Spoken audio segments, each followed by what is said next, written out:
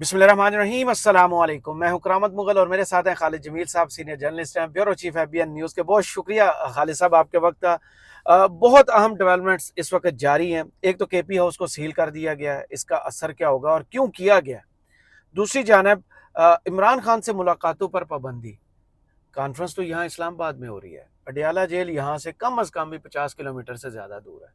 पाबंदी लगा के क्या करना चाह रहे हैं। और तीसरी जानब जो पॉलिटिकल उफक पर इस वक्त डेवलपमेंट्स चल रही हैं, उस हवाले से आपसे बात करेंगे कि गंडापुर साहब जो हैं, उनने कल जो तकरीर की, कारकुन मुतमिन क्यों नहीं हो रहे, क्यों गुस्सा किए जा रहे हैं। वो शख्स जो पेशावर से निकला, 16 घंटे उसने आंसू गैस के शेल बर्दाश्त किए, यहाँ तक पहुँचा, फिर केपी हाउस गया। आगे वो क्या स्टोरी है वो तो आने वाला वक्त बताएगा, जब वो पॉलिटिकल कमेटी से खबरें बाहर आएंगी कि उन्होंने अपनी पॉलिटिकल कमेटी के सामने क्या बयान दिया और क्या सच बोला है। कारकुन गुस्से में कि उन्होंने पूरा सच नहीं बोला। दो तीन चीजें आपने कर ली हैं। गंडापुर साहब से शुरू कर लेते हैं। जी ये देखें, सबको मालूम है कि गंडापुर साहब कहाँ थे, किन के पास थे। जी सबसे पहला नुक्ता तो ये है कि अगर गंडापुर साहब अरेस्ट नहीं थे, जेर हिरासत नहीं थे, मुगवी नहीं थे, तो फिर जो पहले दिन शाम को पॉलिटिकल कमेटी का इजलास हुआ जिसमें ये कहा गया कि ये डिमांड की गई है कि फौरी तौर पर आप एहतजाज ख़त्म करें तो अली अमीन गंडापुर को रिहा कर दिया जाएगा। ये जी स्टेटमेंट जारी हुआ ना पॉलिटिकल बिल्कुल। कमेटी का। तो फिर क्या वो फ्रॉड था? इसका मतलब पैगाम तो आया था ना इनके पास, तो पैगाम देने वालों के पास था अली अमीन गंडापुर, सही। जो कहते थे कि फौरी तौर और पर अभी तो एहतजाज शहर खत्म इक़्तिदार करें। में ये भी बात ठीक है, चल रही है कि वो शायद फाटा हाउस में उन्हें रखा गया था। ठीक है कि क्योंकि उसी के ऊपर सबसे ज्यादा गुस्सा भी उसी पे है ना जी कि जनाब की फाटा हाउस के है कि हमारे पैसों से बना हुआ है, किसके इस्तेमाल में है ये, और वापस किस कायदे ज़ाबित के तहत दिया गया, तो वापस लेंगे। ठीक है ना। ये चीजें जो है कि ये सारी तो सबको मालूम है कि गुस्सा इस चीज पे है कारकुनों को कि अगर आप गए भी हैं या मीटिंग थी या कुछ भी था, तो अब वही किसने, जैसे नवाब नौरोज खान को अयूब खान के दौर में बुलाकर कुरान को दरमियान में आपने गवाह बनाकर वादा खिलाफी की, आप उसी वादा खिलाफी पे आज तक कायम है। सही। अगर आपने पहले भी अली अमीन गंडापुर को आपने एक मीटिंग के लिए बुलाया और फिर वहां पे आपने उसको होस्टेज बना लिया सारी रात और फिर 4 बजे छोड़ा, आप आज भी अगर यही कर रहे हैं तो आप बता दें कौम को। कारकुनों को गुस्सा ये है कि भाई हम आपके साथ हैं, पूरी हजारों, चलो लाखों ना सही हजारों अफराद सड़कों के ऊपर बैठे हुए हैं, खड़े हुए हैं, और आप अगर किसी ने आपको रखा है तो आप बताएं, कौम को बताएं कि जनाब फलां बदमाश है, फलां ठेकेदार है जो उसने मुझे रखा हुआ था अपने पास, सही। नाम ले उसका। ठीक है, आप क्यों नाम नहीं ले रहे उसका? इस चीज पे उनको गुस्सा है सिर्फ, और इनको मेरा ख्याल है कि अली बिन गंडापुर को आधा सच बताए आधा बाकी बता देना चाहिए। सही। जब आपकी पॉलिटिकल कमेटी में मीटिंग में आपके पास डिमांड आ रही है कि आप ये काम करेंगे तो इनको रिहा कर दिया जाएगा, तो आप बता दें फिर। दूसरी बात यह है कि अगर आपकी कुछ शराइ तस्लीम कर ली गई हैं जी और उसके ऊपर गवर्नमेंट कह रही है ठीक है जी हमें आप इतना टाइम दें, हम ये कर देंगे, आप वो भी बता दें कौम को। छुपाने की क्या बात है इसके अंदर? कि सही। जनाब हमें बुलाया गया था मुलाकात के लिए, ये बात हुई है, ये चीजें उन्होंने तय कर ली, हम इसके ऊपर ठीक है, हम इनको 5 दिन दे रहे हैं, ये अमल करेंगे, ठीक नहीं करेंगे तो बिस्मिल्लाह फिर हम सड़कों पर। सही। इसमें कोई हर्ज नहीं है ना।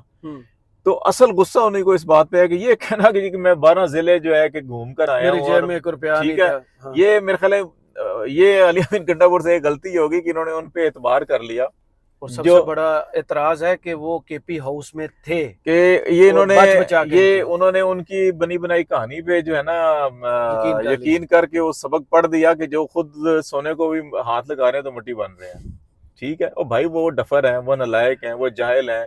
उनकी 70 साल से अभी जो कहानी है सारी की सारी मलिया मेट हो गई। अब देख नहीं रहे कि इलेक्शन के अंदर सारे बयानिए दफन हो गए हैं, लोग इंतखाबी निशान ढूंढ ढूंढ के आपको वोट देना, तो आप उनको बेवकूफ बनाने की कोशिश करेंगे तो जूते उतार के मारेंगे वो। सही। तो इसलिए जो है कि अली अमीन गंडा के ऊपर गुस्सा है।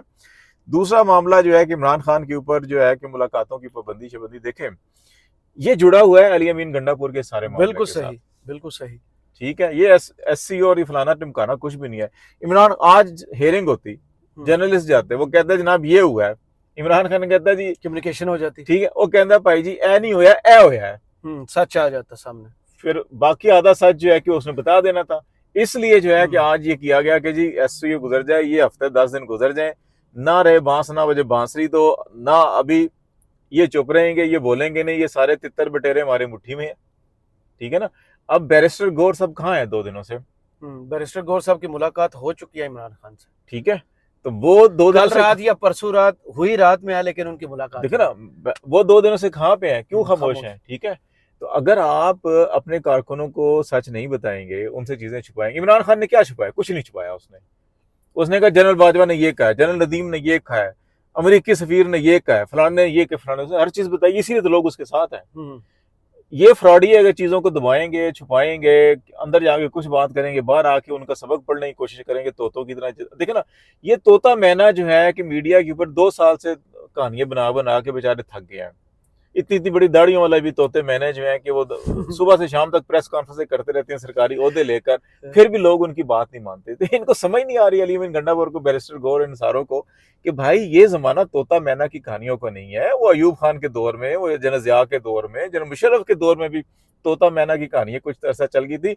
अभी जो ये तोते मैंने, ये सब के सब ना, ये इनकी जान अड़की हुई है, अब यहाँ पे फंसी हुई है, ये तो फड़फड़ा रहे हैं। सही। आप क्यों उनको जो है कि बिला वजह को एक मसनूई सांस देने की कोशिश कर रहे हैं जो नहीं मिलनी उनको फिर भी। सही। तो ये वजह है कि उस पर पाबंदी इसलिए लगाई गई कि वहां जाएंगे वो सारी बात खोल के बता देगा। इसके अलावा ये तो नहीं है कि खबर ये चलवाई जाए कि सारी मुलाकातों पर पाबंदी लगा दी जाए, और जिन खास ने मुलाकातें करनी है, जो गंडापुर साहब की तकरीर का आखिरी पोर्शन जिसको सबसे ज़्यादा डिस्कस किया जा रहा है कि बहुत कुछ बदलने वाला है, यकीन कीजिए, यकीन कीजिए, यकीन कीजिए, और मुज़ाकरात का भी जिक्र है उसमें। देखें, खौफ इतना ज्यादा था उस दिन कि मोटरवे के ऊपर आपने हर चीज बंद की हुई थी ना, विजुअल्स तो फिर भी आ रहे थे, फिर भी मुकम्मल विजुअल्स नहीं आए हैं। खौफ इतना ज्यादा था यहाँ पे कि लोगों के जूते, तस्मे और पेंटें गीली हुई थी। ठीक है, बात यह है कि वो सारे लोग इधर आ जाते, तो इस वक्त ये सब के सब जो ना आज बैठे हुए ना, जो ऐवान सदर के अंदर जो है कि जो पाकिस्तान के अंदर फलस्तीन का झंडा लहराना जुर्म है, पाकिस्तान में इसराइल के खिलाफ जलसा जलूस करना जुर्म है, और आप गाड़ियां चढ़ा के लोग मार देते हैं रात को जी। ठीक है, या फलस्तीन के हक में अगर कोई धरना दे के बैठा हो, और अभी ये सारे के सारे फलस्तीन पे मगरमच्छ के आंसू बहा रहे हैं, तो ये सारी सूरत हाल जो है कि ये यहाँ पे ना होते अगर लोग इस्लामाबाद के अंदर आ गए होते।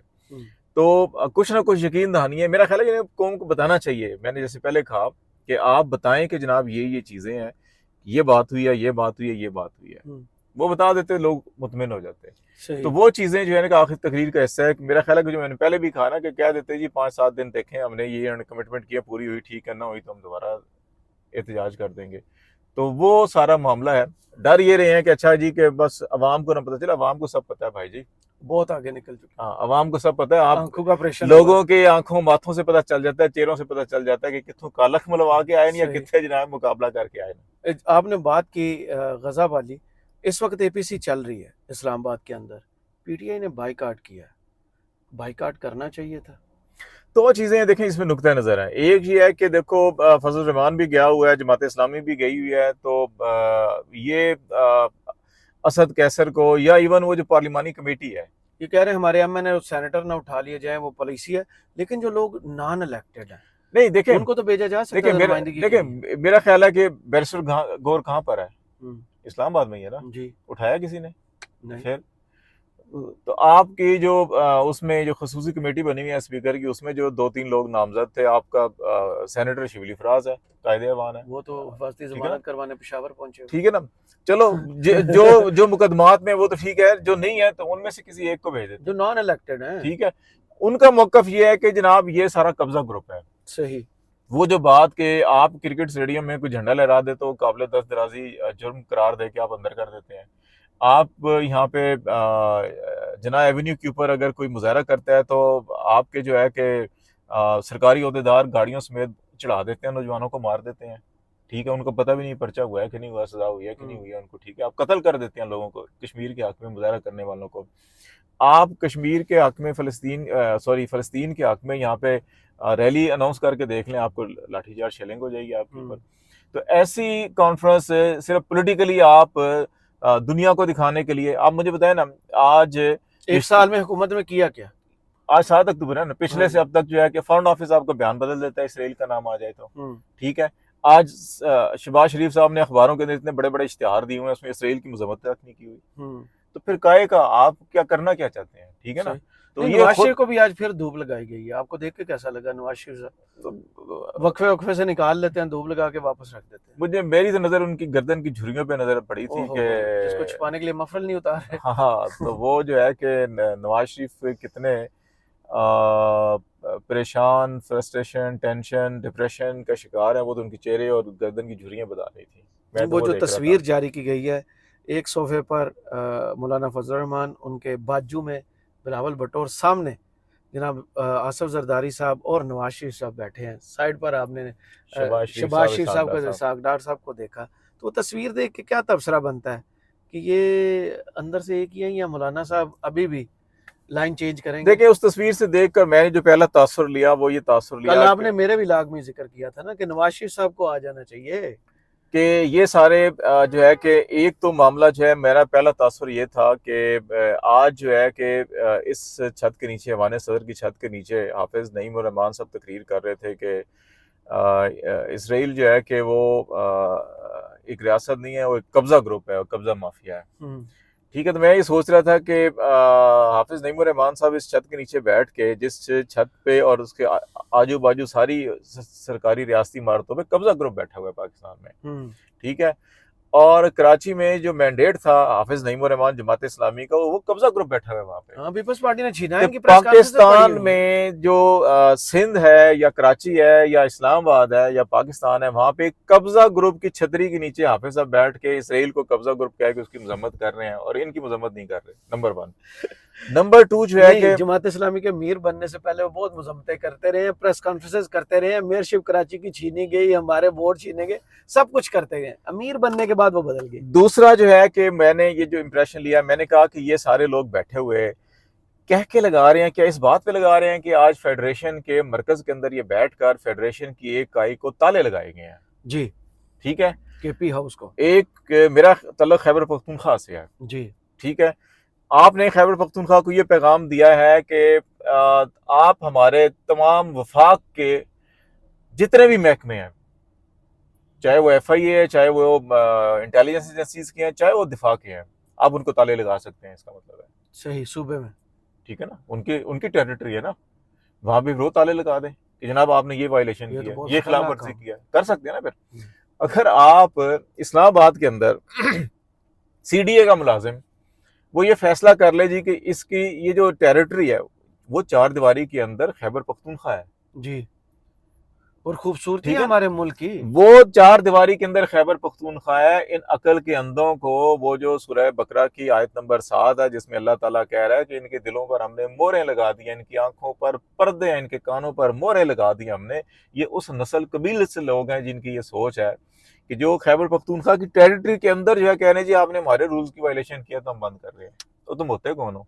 वो तो ठीक केपी है, की प्रॉपर्टी काउंट होती है, आपका ला भी वहीं का होगा। चले जी, मैं हूं बतौर पाकिस्तानी शहरी, जी, मैं आज वफाक से शिकायत कर रहा हूं कि जी अमेरिकन एम्बेसी ने और चाइनीज एम्बेसी ने यहाँ पे, मैं बताता हूँ आपने वायलेशन की हुई है रूल्स की। लेकिन वहाँ हमारा ला जाओ ना, इम्प्लीमेंट नहीं होता। नहीं क्यों नहीं होता, हम्म, पाकिस्तान है ना। अगर आप इस्लामाबाद के अंदर, आप वफाक के अंदर घुस के जो है कि उसकी खैबर पख्तूनख्वा के अंदर घुस के जो है कि आप बात कर सकते हैं, तो मर्द के बच्चे बने, फिर बने ना, जाए अमेरिका को बंद करें फिर कि भाई हमारे सरजमीन। ओ भाई, इन अकल के अंदर को ये नहीं पता कि उसकी टेरिटरी के अंदर उनके अपने रूल्स चलेंगे, सही। इनके नहीं रूल्स चलेंगे। इसका मतलब है कल पेशावर के अंदर खैबर पख्तूनख्वा हुकूमत FIA के दफातर को सील कर दे, इंटेलिजेंस ब्यूरो के दफातर को सील कर दे, इवन जो है कि कोर कमांडर हाउस को जाके सील कर दे। उसके आप देखें ना, असम्बली के सामने रोड के ऊपर कितने तजावजात किए हुए हैं कोर कमांडर हाउस ने, क्या उसको सील कर दें जाके कि जनाब ये वजारत दफा के इस महकमे ने यहाँ पे इंक्रोचमेंट की हुई है। तो फिर कैसा लगेगा इनको? ये पागल हो गए हैं।